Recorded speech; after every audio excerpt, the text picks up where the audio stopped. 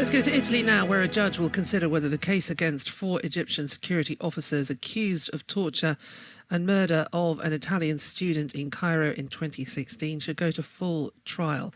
28-year-old Giulio Régini had travelled to Egypt to research the sensitive subject of trade unions as part of his PhD studies with Cambridge University. His death had diplomatic repercussions, with Italy withdrawing its ambassador from Cairo for several months. Yasmeen Hajar is a spokesperson for the Committee for Justice, which is an independent association for the defence of human rights with a focus on the Middle East and North Africa. Welcome to Newsday. Let's go back over this case of this young man in Egypt for his studies. What do we know happened to him? Good morning. Just to make sure, can you hear me? I can hear you absolutely fine, Yasmin. I just wanted for you to remind our listeners what happened to this young man.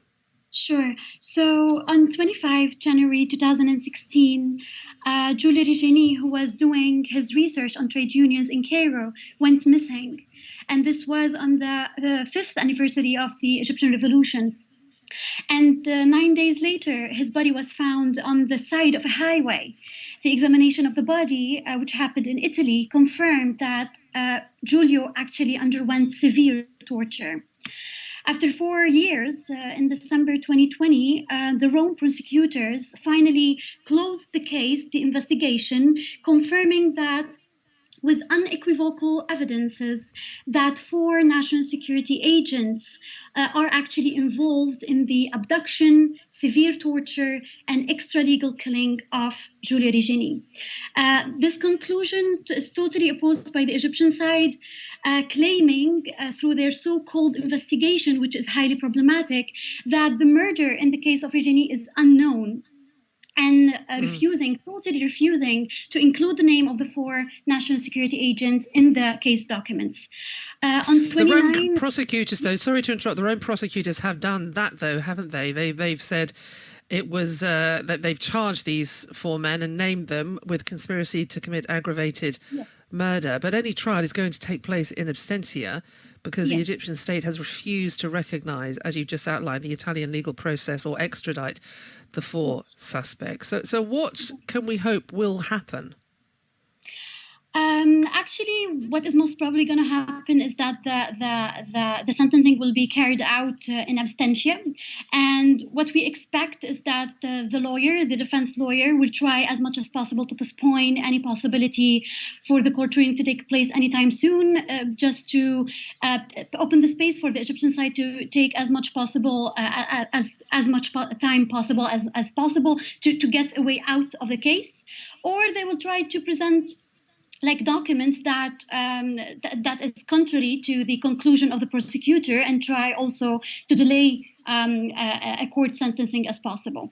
Tell us why, then. You mentioned 5 years after the Arab Spring, this young man was there doing research into trade unions as part of his PhD. Why was he considered dangerous in that sense?